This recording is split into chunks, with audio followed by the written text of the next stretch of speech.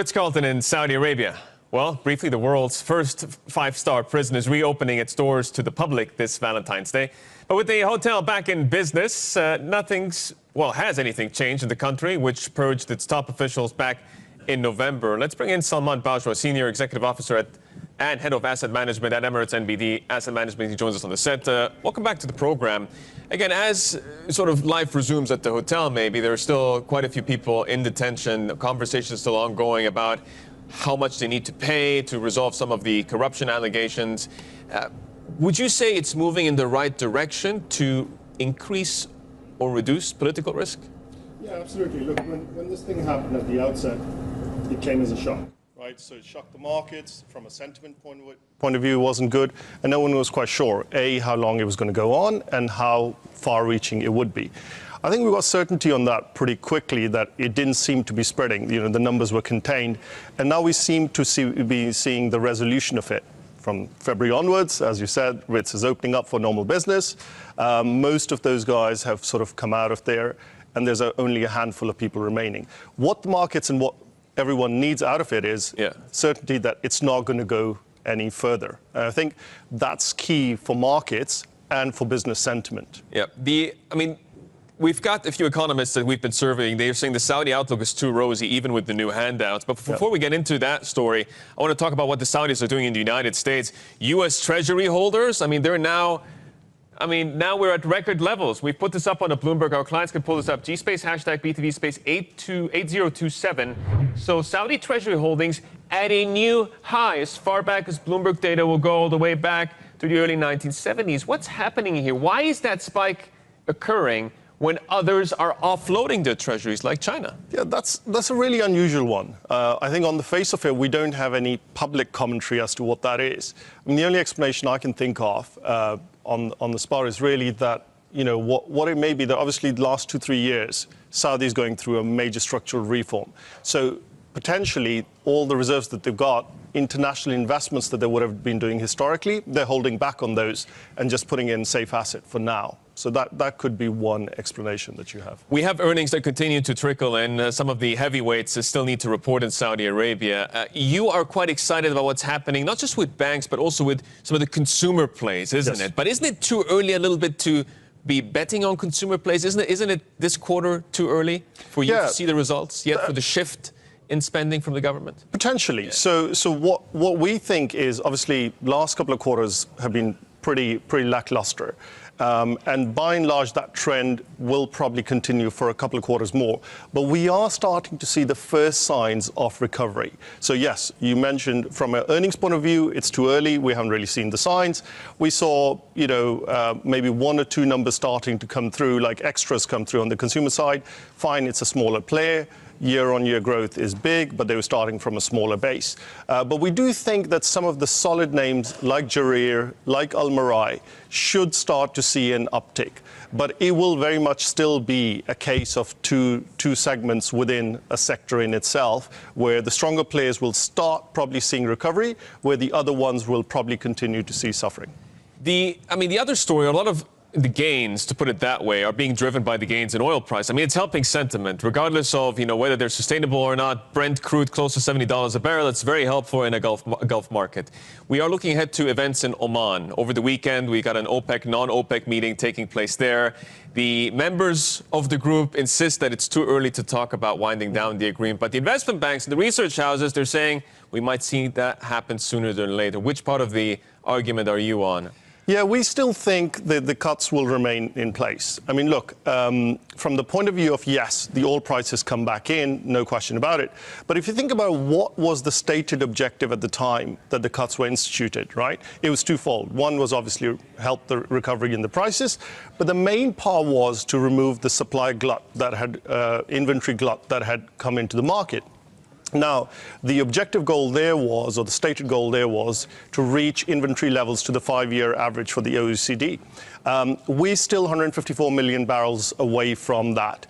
The current deficit that sits on a daily basis between production and supply and demand is about 1.3 million barrels per day. So if things continue as they are, around the end of this quarter, sometime in Q2, you would probably reach that stated goal, and then you could potentially talk about cuts. But don't forget that that's not the only reason that the price has gone up. The weaker dollar's helped it. Some geopolitical stuff has helped it as well. So I would still think that cuts would remain in place. Well, here's one for you. How does $69 a barrel sound? That's the medium forecast for first quarter of 2018. Fantastic. Yeah? But the problem is it definitely helps from a revenue point of view. But our big fear is that this dollar or the higher oil price doesn't derail or help or move the governments from the structural reforms that they're doing, i.e. they get greedy or complacent and stop all the good work that is supposed to happen. And there is precedent for that. That is the critical part of that argument. Thank you very much. Of course, you are staying with us because we still have a lot to get through. Salman Bajwa. Of course, we will talk about some of the wider emerging market stories. Starting off with Egypt, they're planning a $4 billion Eurobond sale. As investor confidence returns, we've got rate decisions in Turkey and South Africa as well. Where does Salman Bajwa think clients should be putting their money? Find out next. This is Bloomberg.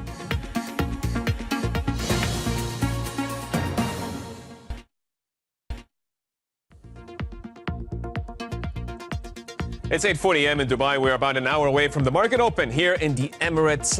Fairly clear skies then as we speak. The last trading day of the week for this part of the world. You're looking at a Bloomberg dollar index that's holding on to gains up 0.25%. Let's now, though, get a check of the latest business flash headlines. Kicking off with the story around Barclays. They are cutting up to 100 senior staff in its investment bank as part of a division overall. According to people familiar with the matter, the cuts will be evenly split between the U.S. and Europe and fall mainly at the managing director and director levels. The bank official has declined to comment. The CEO of Qatar National Bank says the firm is assuming that the standoff with Saudi Arabia and other Gulf nations will last forever. Speaking exclusively to Bloomberg, Ali Kawari says the Middle East's largest lender is now moving on with its expansion strategy. We are operating, our business as if this, crisis will continue forever. So we're assuming, business is a business as usual as for us. I think we already absorbed the shock, the first, 1 month, 2 months of the shock. This is already gone. And again, we're operating our business, we're operating our growth targets, our risk management, our, funding, our growth, as if this crisis will continue forever. For the first time in more than a decade, Goldman Sachs is worth less than its longtime rival Morgan Stanley. After reporting a plunge in bond trading, Goldman's market capitalization fell to $99.4 billion at the close. That's a fraction less than Morgan Stanley. It snapped a streak which started all the way back in October 2006. Meanwhile, Goldman Sachs co-president David Solomon may have had more than $1 million of rare wines stolen. His former assistant has been charged in a federal court with taking the wine from an unnamed collector. According to people familiar with the matter, that collector is David Solomon, who's said to have a 1,000-bottle wine storage area in his Manhattan residence. The world's largest asset manager, BlackRock, is offering staff unlimited time off. The company wants to provide a benefit that's considered appealing to younger workers used to more casual and flexible environments. CEO Larry Fink is trying to transform BlackRock into a more technology-focused firm. The company's head of HR says the latest move should help it compete with Silicon Valley rivals. I just can't get enough of this story. That's your Bloomberg Business Flash. Let's talk about the wider emerging market space, starting off with Egypt. They plan to sell about $4 billion in Eurobonds during the first half of February as they move to diversify funding sources to bridge a $20 billion budget gap. The government may also sell a further $1.5 billion in euro-denominated bonds by the end of March.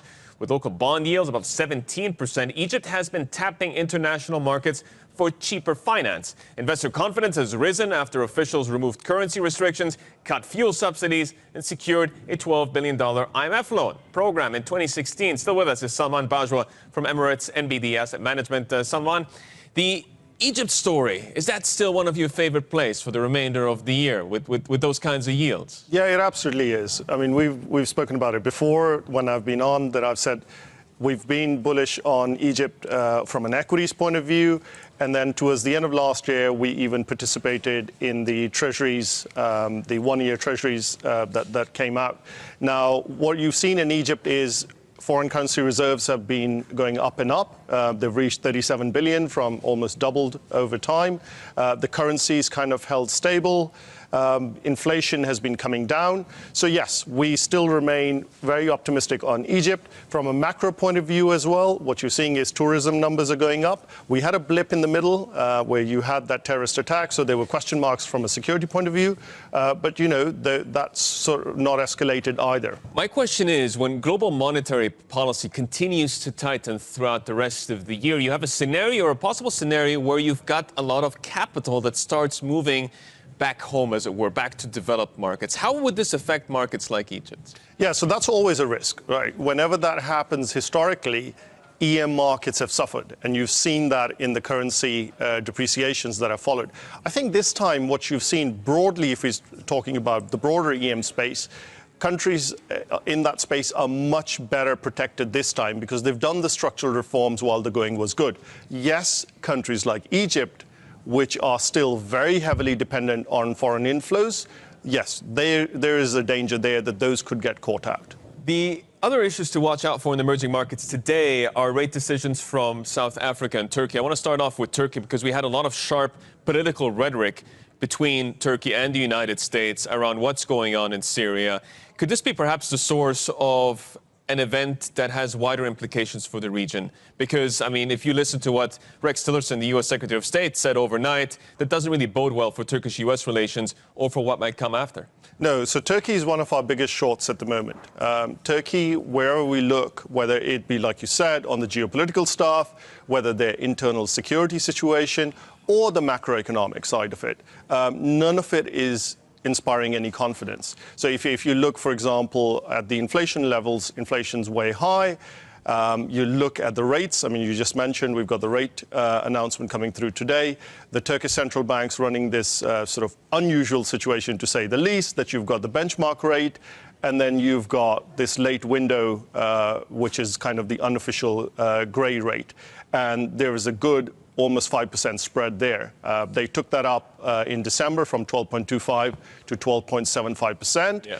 So inflation being above the target rate, currency weak, you would think that there is another rate cut there. But the pressure from a government level on the central bank to keep rates low is artificially keeping those levels down. Yeah. So intuitively, I'd say there should be a rate cut. But because of the political interference, we probably won't see it. We've put up on a chart what's been happening with some of the emerging market currencies. Our clients can pull this up. WCRS, very popular function, World Currency Ranker. This is on a 3-month basis. South African Rand, the standout here, 12.25%, double-digit returns, and weakness in the Turkish lira, down 0.3%, one of the only losers in the EMFX space. As we look ahead to what the Reserve Bank might do today, very different situation than when they last met 2 months ago. I mean, talk about, you know, change of scenery, to say the least. Yeah, so exactly, that's exactly what we just talked about. Turkish lira on the one hand. Now, South African Rand, interesting one, right? That was a country that had gone into recession last year. You had a rate cut last year, the first rate cut in 5 years. Things seem to have turned around on the face of it a little bit. You've also politically, you've had the change of leadership at the ANC level. So there was that noise as to what happens post-Zuma. That seems to have resolved itself. Inflation seems to have come under control within the target range. Lira has recovered, the Rand has recovered very nicely. So on the face of it, South Africa looks to be doing okay.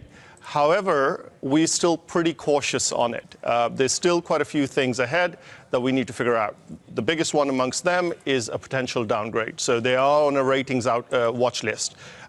If that downgrade were to come, I think there could be serious implications in terms of their ability to tap capital markets. Well, we got an interesting run through of some of your top calls. Thank you very much for coming on the show. That is, of course, Salman Bajwa, the Senior Executive Officer and Head of Asset Management at Emirates NBD Asset Management. Thanks again for coming on the show. Here's what's up next. We'll talk about the world's largest mutual fund.